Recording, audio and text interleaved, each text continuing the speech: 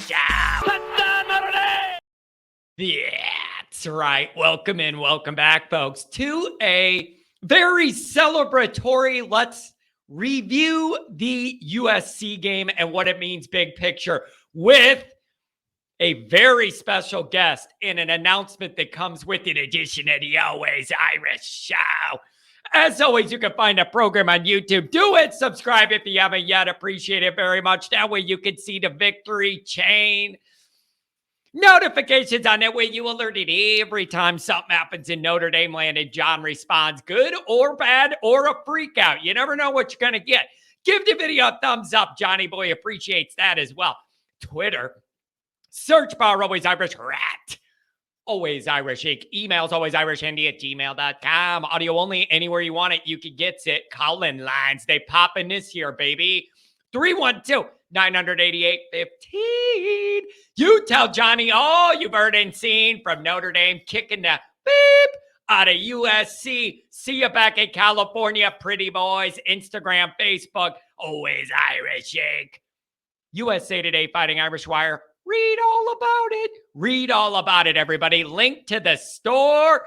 Click on it and buy some more Always Irish gear. Let's get into it. Let's have a little fun.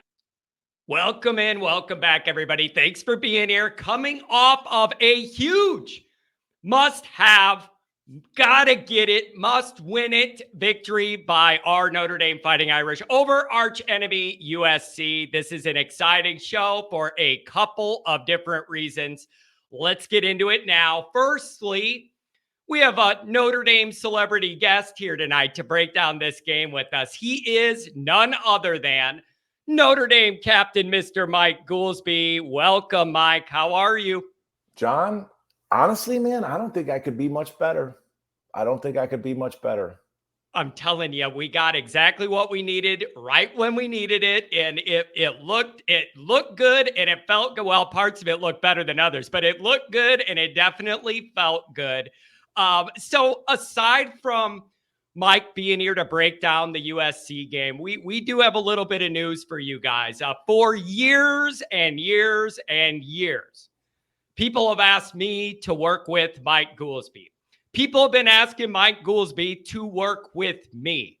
And it's, where's your Patreon at, John? We need to get you raw and uncut. Mike Goolsby, you'd be good on Patreon where you can let it rip without the YouTube restrictions or whatever else might come along.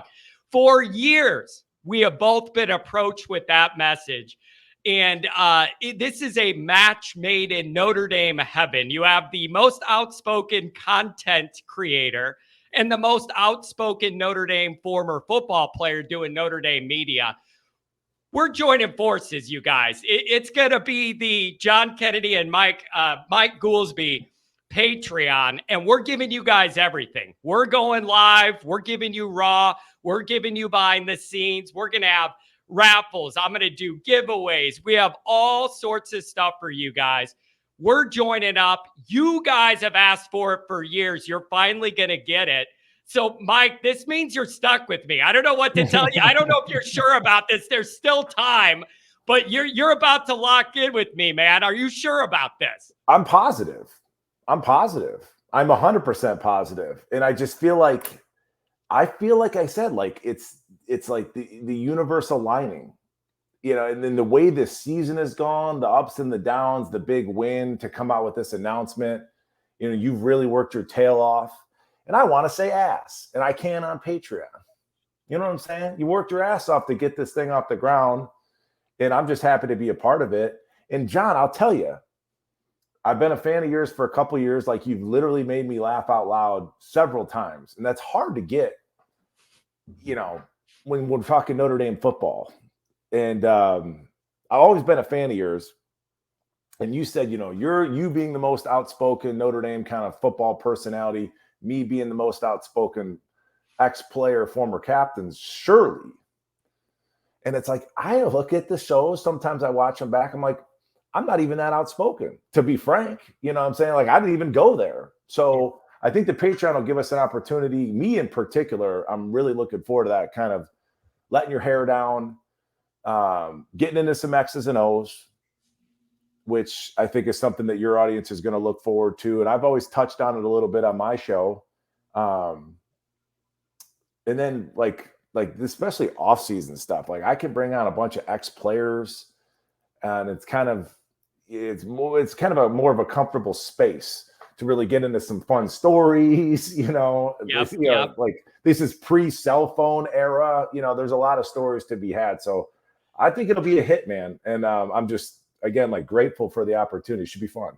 Man, I mean, I'm grateful to be partnering up with you. The fan lane is my lane. That's what my whole focus is about these Notre Dame people that love everything about it. And it's going to help me and all of the people that are coming from my channel to be able to ask a player, man. We want to know what it's like to be a Notre Dame player. What's in your mind? What's in your heart? Physically, what you go through, all that kind of stuff. And then our personalities are just, it's just a match. And for years, everybody, you're the guy, everybody, you got to get with this guy and work with him. Like, you're the one. And this was just kind of bound to happen. So the way this is going to go for the people is literally $5 a week is going to get you behind the scenes, all of this stuff with me and Mike Goolsby. And it's going to be unfiltered. We're going to let it rip. And you're going to get the best of both of us. And we're going to have special features, stuff you're not going to get anywhere else between Mike's network, my network. And you guys have been asking for this. I mean, you've been saying, we want this. Where's the Patreon? We need it. We need a little more. We need a little more unfiltered so you can let it rip. So that's what we're going to do. We're going to put out a link. I'll have it in my bio on Twitter and on YouTube. We'll have it posted everywhere. You're going to get yours going as well. So we're going to put that out. And if anybody has any questions, message me on Twitter, whatever. But it's a beautiful thing. It's overdue. And I just think people are going to like it, man. And we're going to debate. We're going to disagree on some things. We're going to agree on things. Mike's going to go, you don't understand what it's like as a player. And I'm going to go, you don't understand where we're coming from. Like, there's a lot of meat on this bone, and this has been in our minds for a long time, and now's the right time to do it. And the fact that we can launch it on a big USC win, it all lines up, baby. It all lines up. It's serendipitous, like I said, man. And yeah, I think John and I are both pretty creative, and I think we're very much committed to our audience and obviously to Notre Dame football. Like, it runs deep. And I don't think there's going to be an end to the ideas.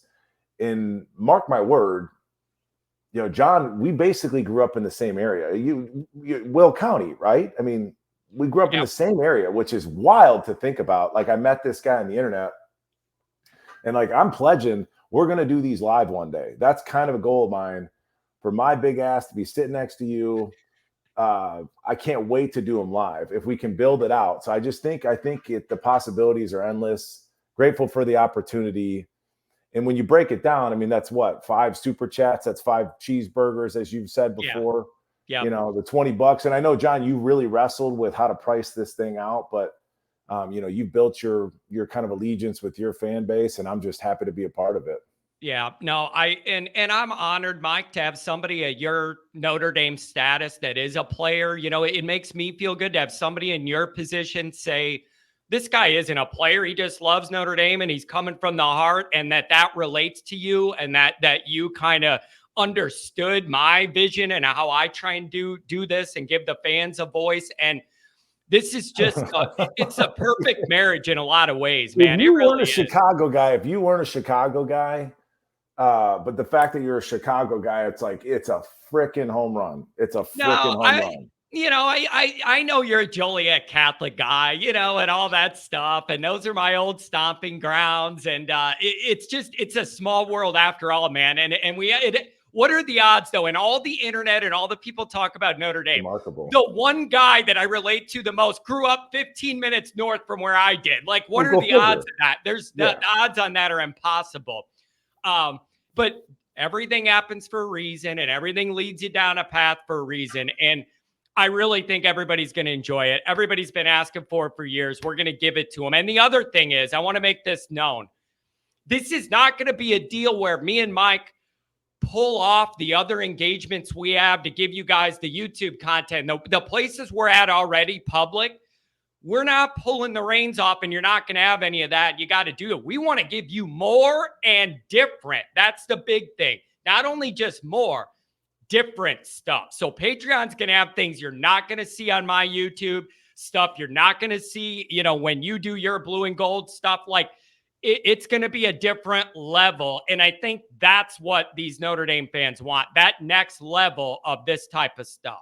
Absolutely. Yeah, I'm fully committed to doing the Mike Goolsby show on Sunday nights like I've done for a couple, 2-3 years now. But yeah, like I said, this had to happen. Yep. This had to happen. Yep. And we'll see where it goes. Yeah. Nope. It's a beautiful thing. So again, it's going to be patreon.com/alwaysirish. We'll get the links out to you guys. If anybody has any questions, let me know. But we really look forward to getting into it. And, it's one of those things where it's a new thing. We're going to get in it. We're going to grow. We're going to grow with you guys, and we're going to take people on, and it's going to be a whole nother Notre Dame family here. So it's going to be a beautiful thing. And I am thrilled. So Mike, now that we got that out of the way, what do you say we talk a little Notre Dame USC for a few minutes? There was a game last night. There was a game last night, John. I'm telling you, man. Notre Dame needed a win in the most desperate way against Southern Cal. Marcus Freeman himself needed this win in a lot of ways. The players needed a win after the grueling month they've had. And I'll be honest, the fans needed a win like this too. I don't think it's shocking Notre Dame won. I don't think a lot of people expected it to be that decisive on the scoreboard. Vegas had Notre Dame as a slight favorite. Like, I don't think it's shocking they won. I could see a path to that before the game. But the way it was, Clemson 22-ish, it kind of felt like to me. Exactly. Yeah, that's exactly how it felt. And there's good things about that and bad, and I'm sure we're going to get into that because that isn't all a good sign. But what are I got to give you credit, man. You nailed the Louisville prediction and you nailed this prediction. You nailed them both weeks. Well, this goes back to, John, the Patreon. I got a freaking pulse with the team. Like, I have a pulse with the team, and it's bared itself out to be true. My question coming out of Duke was, are we getting better, bro? Or are we getting worse? And it was kind of teetering there. Like, are we getting better? Are we getting worse? Freeman's still taking lumps as a coach. He's still learning on the fly.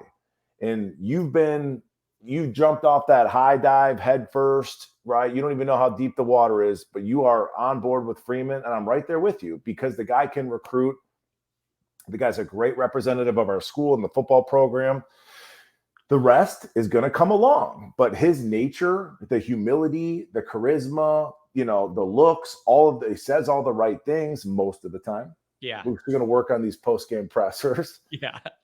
But it's like, that's what you're buying, and you have to have faith. You got to commit to Coach Freeman one day at a time, one game, one life. But I just saw some writing on the wall coming out of that Ohio State game, the Duke game. And Marcus, rightly so, kind of went back into himself, readjusted the messaging, the approach. I don't think that anybody's shocked that we won. I think that initially, John, people were shocked by the line. The Vegas line is what really took people back. Yeah. Yeah. I saw a lot of people going, what are they seeing out in the desert that we're not adding up or whatever? And listen, though, like I said, it was like Clemson 22. It was similar in that way as well, where they were undefeated, ranked in the top 4, but they were leaking oil, begging to be clipped. Like Clemson was begging to be clipped by the time we got them at home, like they were. And in a lot of ways, USC had some of those, presentations where they were, kind of begging for it. But the question was, with the month Notre Dame had, as grueling as it was, 2 brutal, painful losses in 2 totally different ways, by the way. Both those losses were losses, but felt completely different in how they arrived to them. How was this team going to show up for week 8? Tired, beat up, had a loss. People starting to question, is Freeman losing the team? Are they all connected? Or, all of that stuff. And then they came out and they played a really great game, another one in prime time, and they beat the hell physically out of USC most of the night. It's just, Mike, you don't know what you're going to get. I don't know what I'm going to get the last month. And how long, John, that goes back to when you don't know what you're going to get. That goes back to when I played.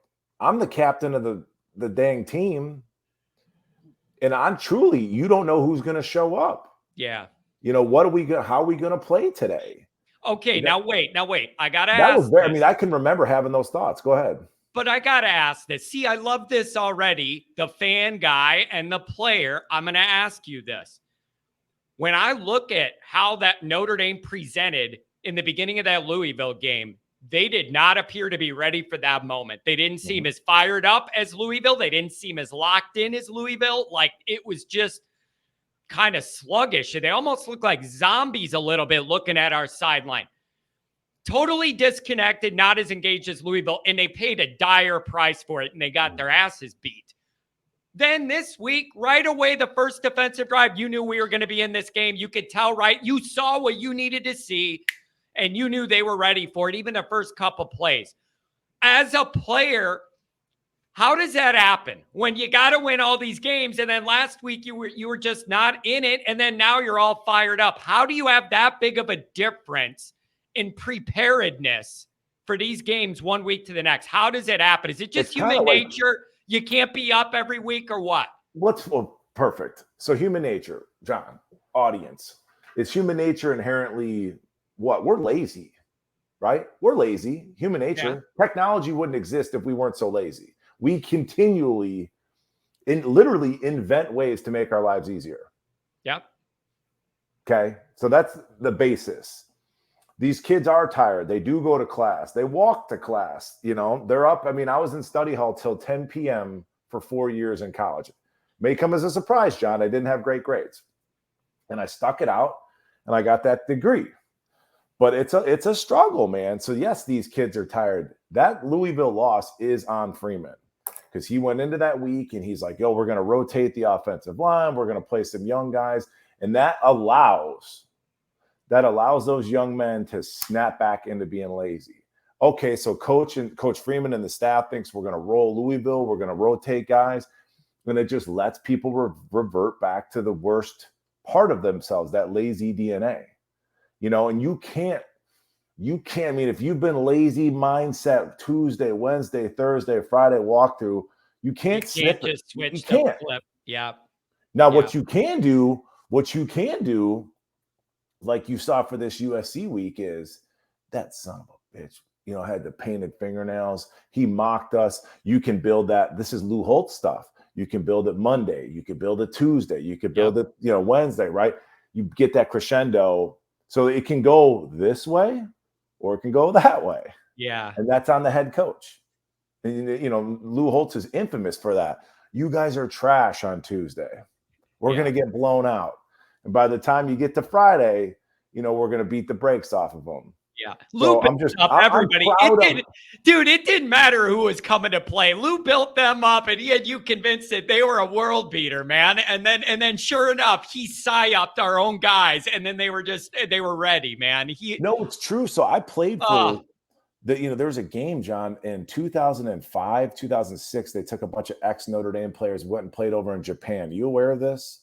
I got it on DVD. I remember hearing about it. So they play professional football in Tokyo. Short story. So we played their Pro Bowlers, and we got guys 40 plus years old snapping Achilles tendons and whatever. Tony Rice was supposed to be the quarterback. God bless him. At that point, he couldn't hit the broadside of a barn. And Lou Holtz is like, we're not losing the game. He's like, I don't know what's going to happen, but he's like, we are not losing that game. I'm like, okay, we're not losing. We had every excuse in the world. We're like, most of us hadn't played football in a decade. He's like, we're not losing this game. And I was his captain for that game. So it's great bar trivia. Lou Holtz's last captain, you're looking at him. But it's like, so that loss on Louisville goes on Freeman. It does. But again, you're watching a guy figure it out, learning what buttons to push. Folks, he's never done this before.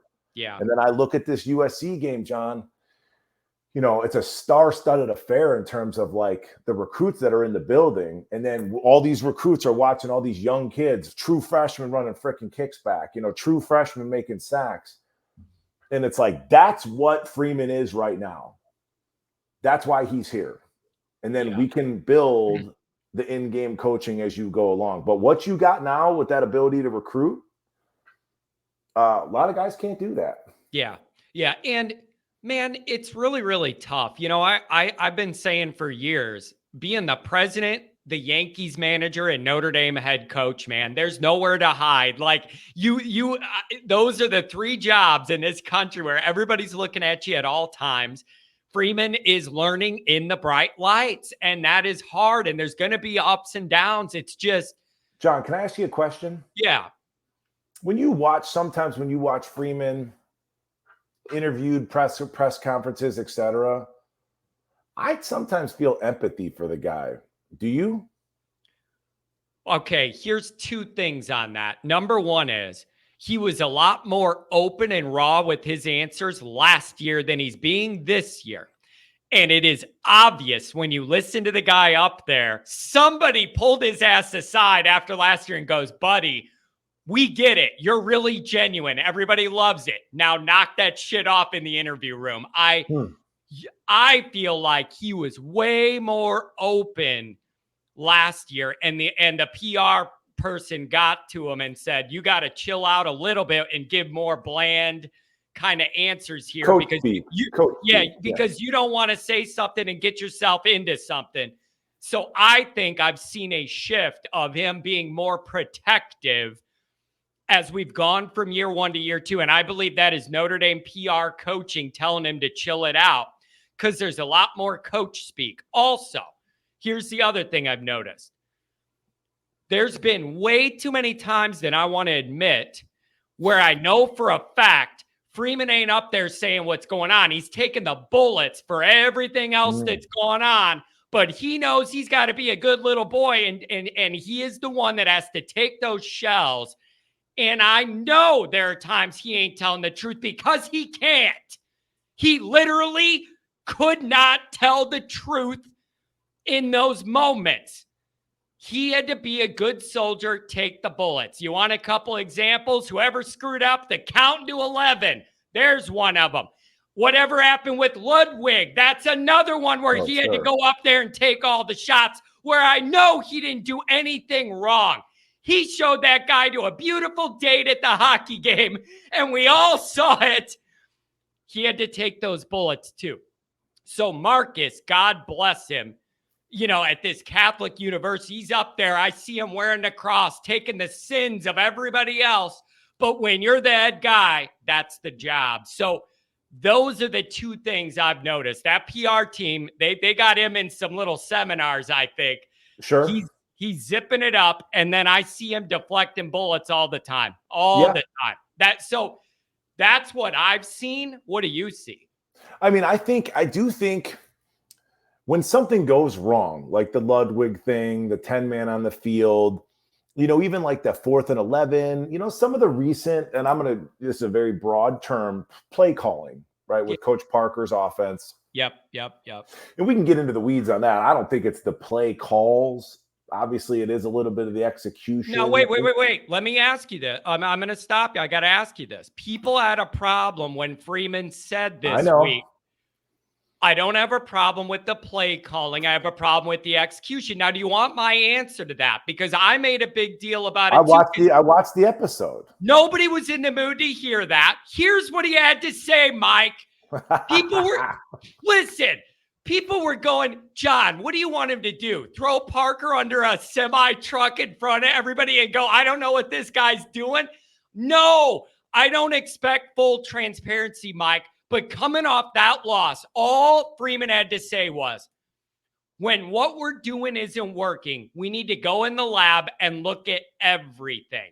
If he would have just said that everything is vague enough, you're not throwing anybody under the bus, but it's specific enough that I could go, everything means execution and the plan. And then I feel like I'm covered there. All he had to say was that. John. What? What did you just say, though? He's been trained to do some coach speak. But what I just said accomplishes everything. It stops idiots like me from yelling, and you're not throwing your guy under the bus. That allows some of those people in the media to be like, oh, what does he mean by everything? You know, we got to evaluate everything. Is that, you know, he's got to protect people. It's damned if you do, damned if you don't. Damned if you do, damned if you don't. And then he also says it's not about the play calls, it's about the execution, which is more coach speak, right? Yeah. I mean, that offensive, I mean, again, you didn't bring Sam Hartman in here to score the few amount of points and move the ball as poorly as we have the last 4 weeks. Like, that's true. Yeah. You know, so I'm curious to see what this offense looks like coming out of the bye. I really do. Because they've been on a sprint, 4 primetime games, 4 night games. I mean, dude, they've gone through a gauntlet.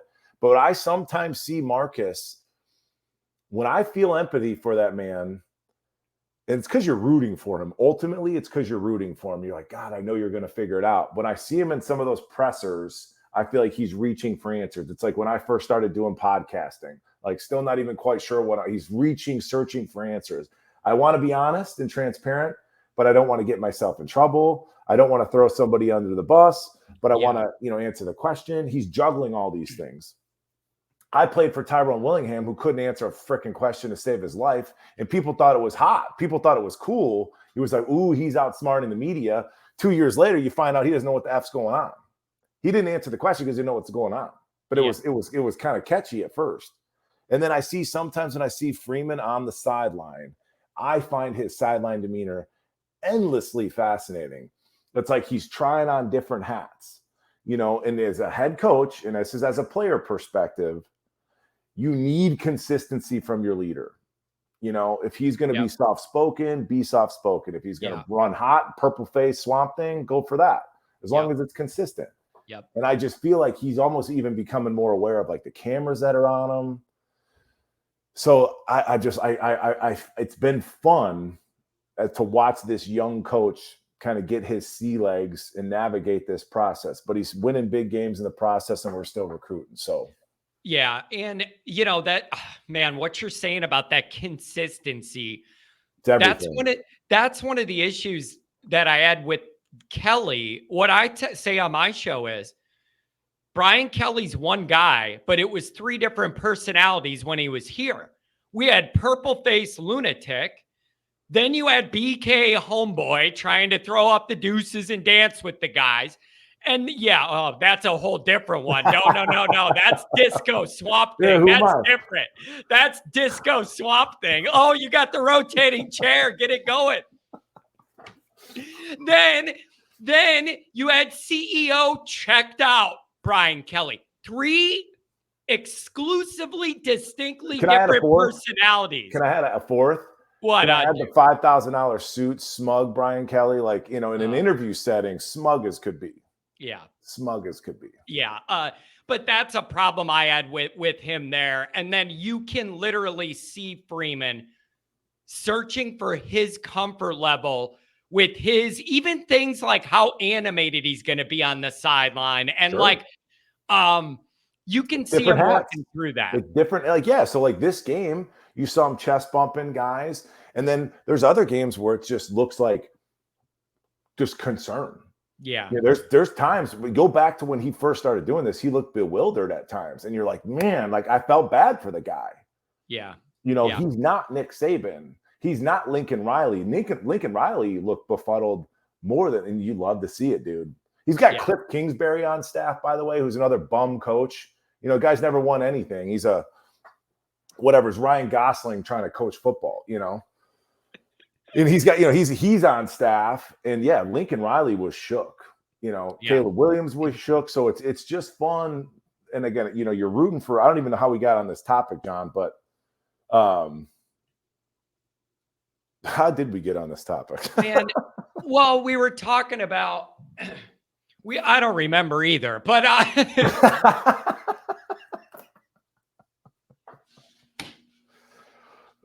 knew this was going to happen, dude. I have all these bullet points, and then sure enough, 5 minutes in, hear me and you take a hard turn, and we got off the road already. It was like the USC game, you know, coming, like being surprised at how they won so emphatically. Yeah, that was kind of where somehow we spun off. Man, I just listen. The Freeman thing to me is, he's doing all this in the brightest lights there could be. So every little thing is so magnified, whether it's good or bad. And it's like, and it gives, there's shots to take, because he's learning on the fly and you could ding him for this, ding him for that. And it's like, here's something that I keep coming back to though. All right. I want to acknowledge some of the coaching mistakes and some of the stuff you can't justify that's happened. There's frustrations with that. However, in 2 years, really only a year and a half, Marcus Freeman has 2 top 10 wins against premier programs at home. Swamp Thing had that many in a dozen years, Mike. So as frustrating as it could be when things go wrong against Ohio State or the way Louisville looked, on the high end, I do believe you're seeing a different level of what's available here when it's all going well than we had before. He's already got as many of that kind of caliber win as Kelly did in 10 more years, Mike. Yeah. There's got to be something to that. And on the high end, I think that's a great sign. No, absolutely. And I think some of that's attributed to talent. I mean, you got to have talent. Like, if we didn't have Ben Morrison, which is a Freeman guy, like the landscape of Notre Dame football would look much different. It just would. One player. We got a DB that you can line up against anybody. He goes toe-to-toe with wide receivers from Ohio State, top 10 picks, right? And that's a Freeman guy. So bringing in a talent like that is a huge equalizer. And yeah, I think he's figuring out what buttons to push in preparation. And the frustrating thing about this year is and I asked for this on my show a couple Sundays ago, heading into USC, was just get out of the way, coach. Stop going for it on 4th and 11 because you got Sam Hartman and you think he's a miracle worker. Stop doing dumb stuff, and there was some critical errors, the play calling in the Ohio State game.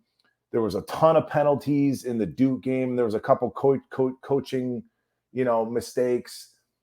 If you just get out of the way and let guys play football and let your talent and it's that's okay sometimes, to Marcus, to punt. There's a game, the USC game. Early in the game, Mitch Evans catches it on 3rd down. It's 4th and 3. Remember, Mitch is yelling to the sidelines, let's go for it. Let's go for it. Marcus nope, kicking the field goal. Good freaking job, Marcus. You know what I'm saying? Don't let yourself get that's the evolution that you're seeing.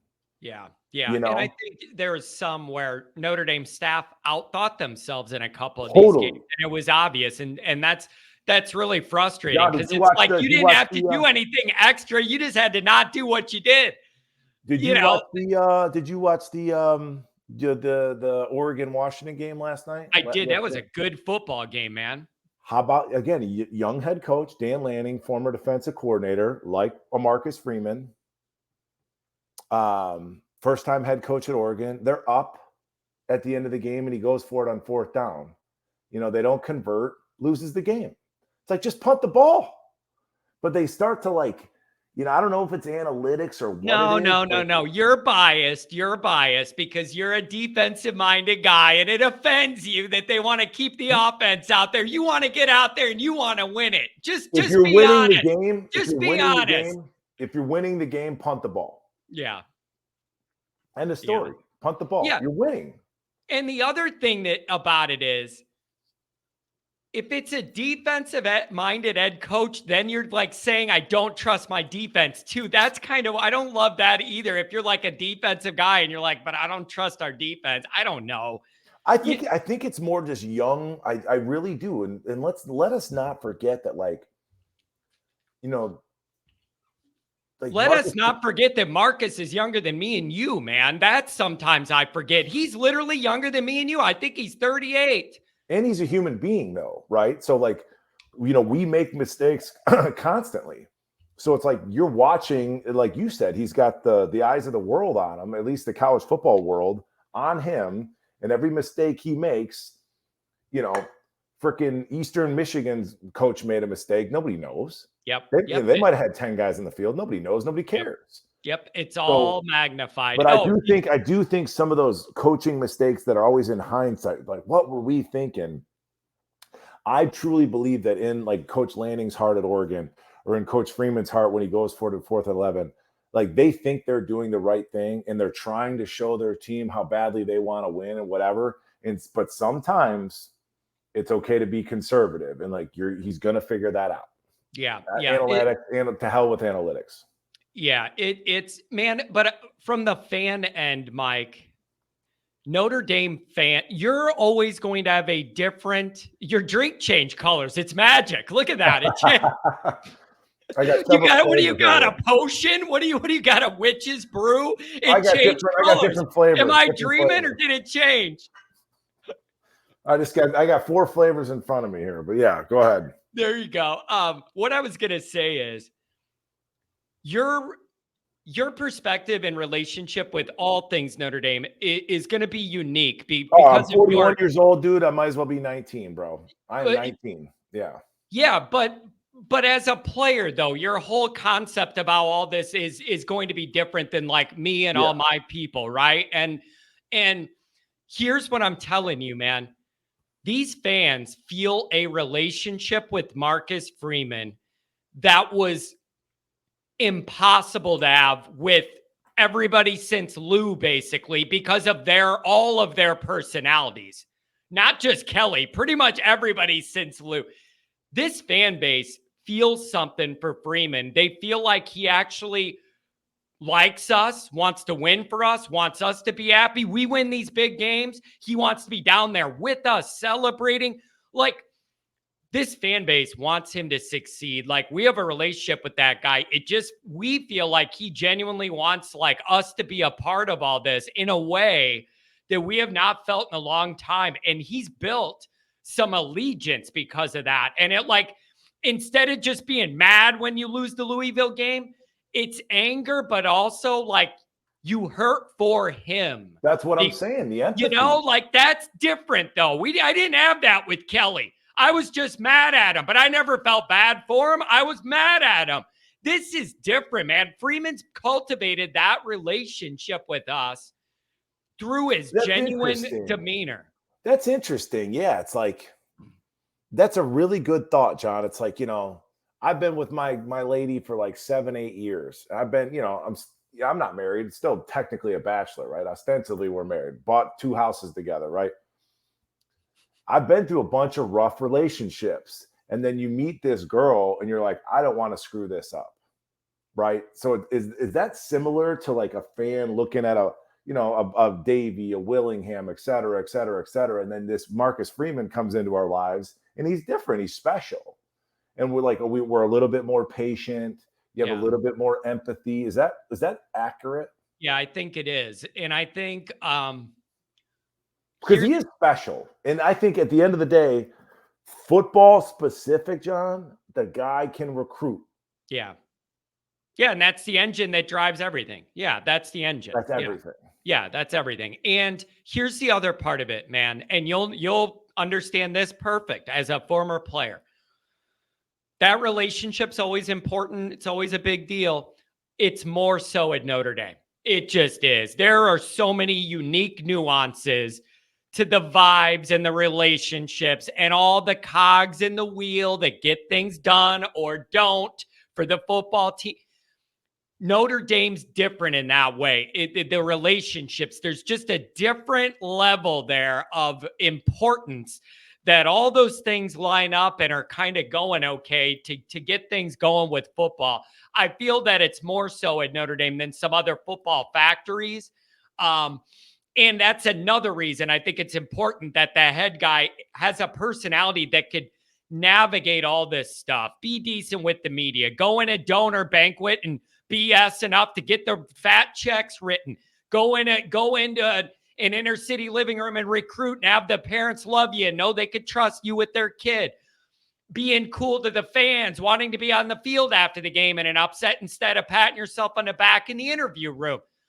All of that stuff, man, it just matters. It matters more here. And when I did my rounds in late August, I went to campus, set up meetings, met with a bunch of people and like administrative people. they love working with them. And you could see it in their faces. They weren't just telling me it. I would bring up kind of hinting to these relationships, engage.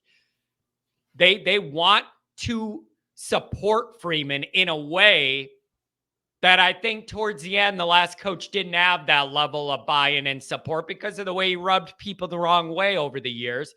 So that is all really important. It's just a matter of Marcus getting the training wheels off, getting his legs under him, finding exactly who he wants to be all the time. It's funny. It's funny. Like here we are, like psychoanalyzing this poor guy. But it's like, if you could give him one piece of advice, it's literally like just be yourself. You're going to be slightly different variations of yourself depending on what room you're in. Yeah. And I think I would always brings me back to like his on-field demeanor and that energy that we saw from Freeman this week, chest bumping, pointing people out, head slapping, ass slapping. I want more of that. Yeah. I want more of that. And that's where you're asking Marcus at 37, 38 years old. I want you to revert back into being a Big Ten linebacker because your kids will feed off that. And John, as a player, if it is one of those, games, it's fall, it's cold, you're playing Pitt, you're not necessarily up for the game, et cetera. It's an afternoon game.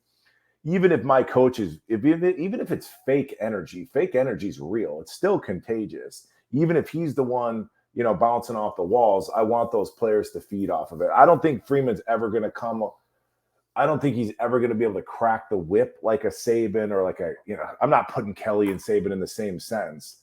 Yeah. But it's a different relationship. And some of it has to do with the age and the experience. The way he communicates with his group's going to be totally different than Nick Saban. And like, not that it can't work or one's better or worse. They're just totally different. I think you're right on that. So, yeah, but he's known. I mean, we just got to stop doing this rope-a-dope thing, where we get our backs against the wall and then the kids ring the bell for themselves, for their brothers, but also for Coach Freeman. And just, consistency. I had a coach that told me in college, consistency is the truest measure of performance. Consistency is the truest measure of performance. And instead of all this and then all that, and then you don't know, but then nobody knows what you're going to get. And then you're vulnerable. Look at your podcast, dude.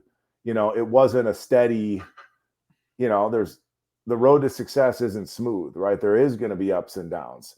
And I just think at the end of the day, like there's a kid that was at this game, dude, Carter Nelson, who's from the middle of nowhere, Nebraska, Ainsworth. And I've been out there. I have a customer in Valentine, which is like 25 minutes away.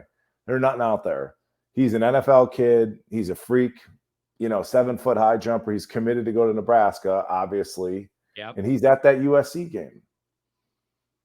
And it's just like, so Freeman, in the season that they're having, as turbulent as it's been, he is still on the phone. Hey, you coming to the game?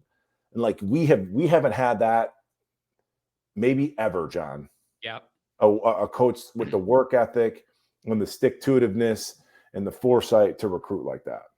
Yep. Nope. And it's been missing for a long time, and it's been very obvious. And I tell the story all the time. Anybody that'll listen. He was there 1 month under Kelly as the DC. And I got texts from my people in the office saying, you wouldn't believe the paperwork this guy shoved it through the recruiting office. They don't even know how to handle it. We don't even have enough people.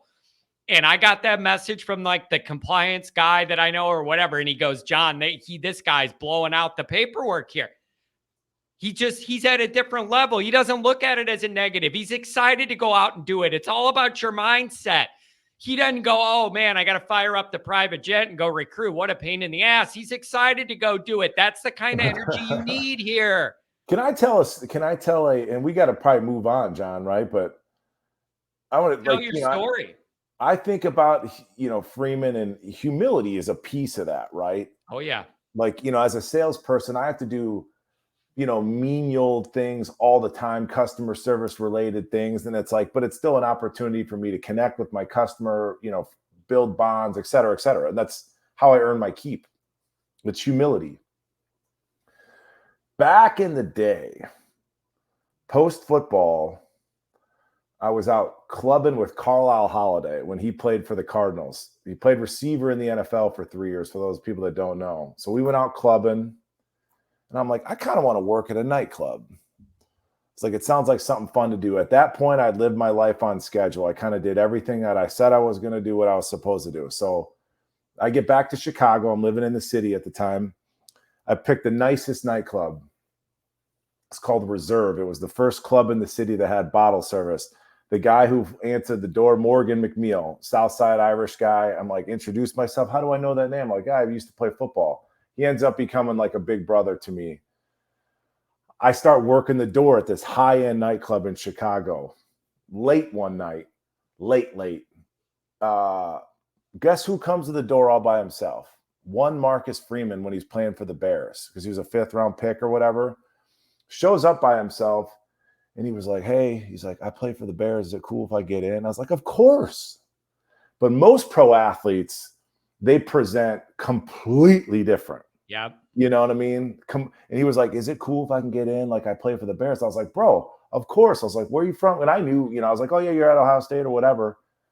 And I was just like, I'll never forget that. And he doesn't remember that story. It was nothing in the grand scheme of things. But the humility for him to be like, is it okay? Can I come in? I'm like, of course, dude. You play for the Bears. But Mike, that's a little thing, but it's really not, because it's just like, it's an example of that personality. And like, I want it to work for him, because it's not a front. I will say this much. It's not a front. Yeah, I played for Willingham. That shit was a facade. That's a mask. What you're seeing, the personality from Freeman, that is who he is. And I think that's what's so endearing. And I think people are getting pretty good at sniffing it out when a coach isn't genuine. And everybody knows that he really is that guy. And it's just good to see, man. It's the right vibe. And I'm not saying that it guarantees playoff wins and championships and all that, but I'm just saying, with that, the vibe is healthier around the program now than I've felt it in a very long time. And he's doing a great job. All right, I got a couple things I wanted to ask you about the bye. But before I do that, I want to ask, I would be irresponsible if I didn't ask the defensive guy here, how happy are you for Notre Dame's defense and Al Golden for what they put together against USC and Caleb? That is about as good as anybody in America could realistically expect anybody to defend Caleb Williams. Under 200 yards passing, 3 interceptions, 5 turnovers. Like, you couldn't ask for much better of a defensive performance. How proud are you of that unit? Yeah, I mean, the defensive line, you can't pull off what Golden did without the front four playing in the manner and the fashion in which they did. Smart of Golden, he's learned from last year. Yep. Last year, you saw more coverage. This year, you saw quite a bit of coverage, but it was just done differently. Last year was too much coverage, not enough pressure. So this is he picked his spots with bringing 4, bringing 5, rotated a ton. You saw a true freshman get a sack in Traore. And then it kind of comes back to the athletes too. Then you've got guys on the back end that can at least hold up, guys that can at least run with these guys. And we got away from like a lot you've seen this season, and I hate it, dude. I hate it. I call it the designer defense. It's another t-shirt idea. But like, he's got everybody walked up. Everybody mugged up on the line of scrimmage. And then you see all these throws over the middle of the field. It's because, like, you've got all your guys sucked up. And he really got away from that this week, where he let, Bertrand and Kaiser and Marist play at depth or off the ball. So that was exciting. And there's, I talked about this on my show just recently, but USC does a lot of this check with me, John, what you saw with Coach Reese last year, where we break the huddle and then Pine just waits for Coach Reese to make up his mind. USC does a lot of that. Several times this game, cat and mouse between one Lincoln Riley and an Al Golden. So they break their formation. Let's say they're in 10, 11 personnel, whatever is the case. Caleb's waiting on a call, but Lincoln Riley won't make the call because he's waiting to see what defense we're lined up in. And Golden's like, I'm not lining up in shit. I'm waiting on you. Yeah. And there were times where JD Bertrand's like, give me the call, give me the call, give me the call. And it was this cat and mouse game. And I mean, you've got to have some cojones to do what Golden did, where he was like, He was waiting it out. I'm going to see what they're in, what offense, what formation they get in specifically before I give you a call. And I just thought that was brilliant. Yeah, it was the exact way you got to play defense to shut them down. They played that game, and it all lined up, and I was happy. They were flying around, like they had that little extra jolt, where there's guys flying everywhere, and they're fired up and they're bouncing around. And the other thing, John, and I mean, I'll pat myself on the back. We played 2 top 10 teams my senior year, and I had 14 tackles in each.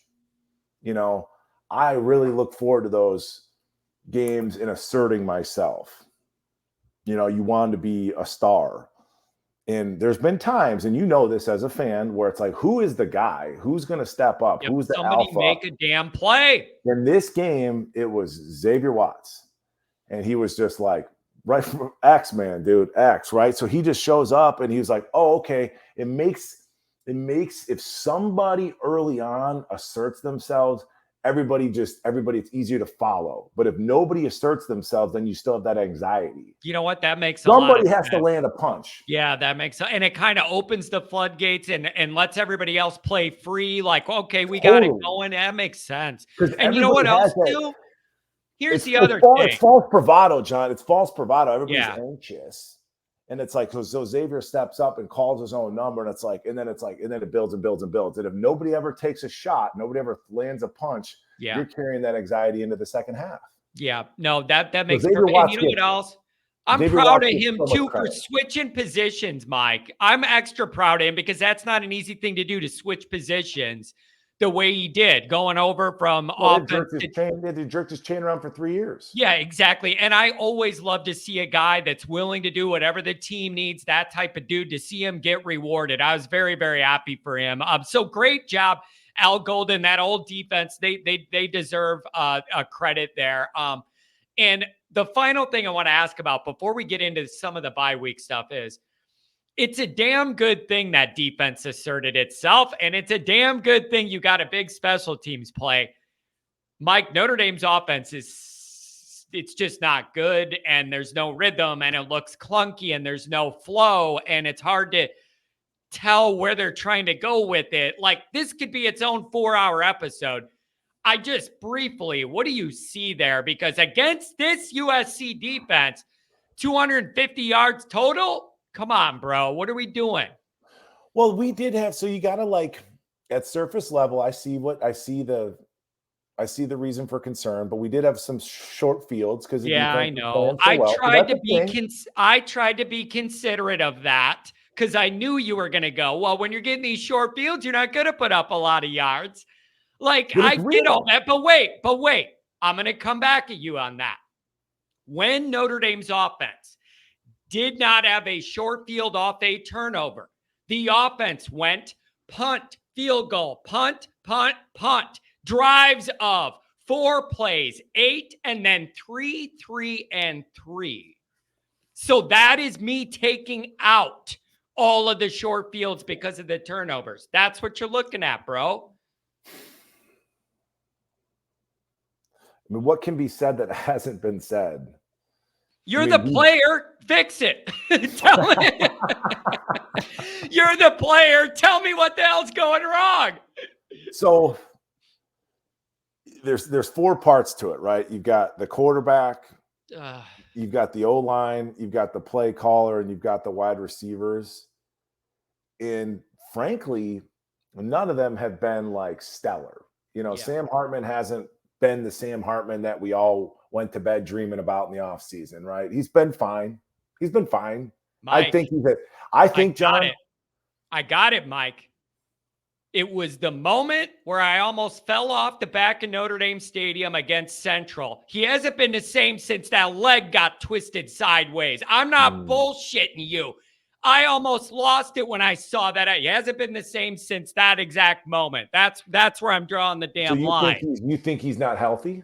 I don't know. I'm just saying for some reason that's a delineation point in my freaking mind of like the line where everything changed. But I don't know if it's his fault or there's no wide receivers you could trust. Let me cook. Or the O-line isn't good enough. And John, then you got Parker. Ask our question. Let me answer it. Sam Hartman played in the ACC at Wake Forest. Nobody gives a shit about Wake Forest. Nobody even cares. Like, nobody's circling Wake Forest on their calendar. And then he steps into an Ohio State, a Duke, a Louisville, a USC. Yep. The level of competition is ratcheted up just because you're playing a Notre Dame. It just is. I mean, you saw how hard Louisville played. You saw how committed those, that Duke team was. Well, wait. You don't think Sam Hartman knew I'm going to Notre Dame and it's a new ball game? I got to be on my stuff every week. We're a bullseye. You got to know that if you're Sammy. Well, he might know it, but do you have the chops to rise above? Okay, now let me ask you this though. He's not a special player in that he's going to make something happen on his own. And frankly, the last 4 games, he's a non-factor. But like, how much of that would change if he had Ohio State's wide receiving core? Or like I'm wondering, it would. Like, how much of it is him and how much is he going, bro, I come over to Notre Dame, I don't have nobody getting open. Who the hell am I supposed to throw to? Mitch Evans. So it's a little pie chart. So we got a quarterback, you got an OC, you got the offensive line, you got wide receivers. I think they all share the blame. And I'll say this as a DB, as a defender, if I'm covering a tight end on a route or if I have to run with a slot, the thing that I'm scared of most, John, is getting beat deep. Mm-hmm. It's just in our caveman DNA as defenders. Yep. If our receivers don't present a threat to actually beat you deep, then the DBs are basically going to have their way with them. It's true. Yeah. But outside of that, Sam's made some plays with his legs. He's been inaccurate recently. And then the offensive line has had some down games, which doesn't serve well because Sam needs a very structured play. But Mike, what do you make of them moving them guards around and messing with the center? Stupid. Well, it's so stupid, but it was stupid. In the middle of that intense Louisville moment with all that bullshit, though, everybody's drunk and loud and we're losing it all. Is that the time to be having 4 different rotations of O-linemen? No, everybody knows it's not. But then that's the other thing. This is, again, Freeman losing, John. He went into that week of practice saying we're going to rotate guys, which we said makes the players take their foot off the gas in terms of their prep, their mindset, etc. Yeah. And like, hey, buddy, coach, learn, watch what's going on, read the room. It ain't going like you thought it would go. Let's scrap that plan to rotate. And then he said in the presser, this is where I go back to the presser where I have a little bit of empathy. He was like, well, we did that because we wanted to see how, Zeke Correll would respond to getting sat down.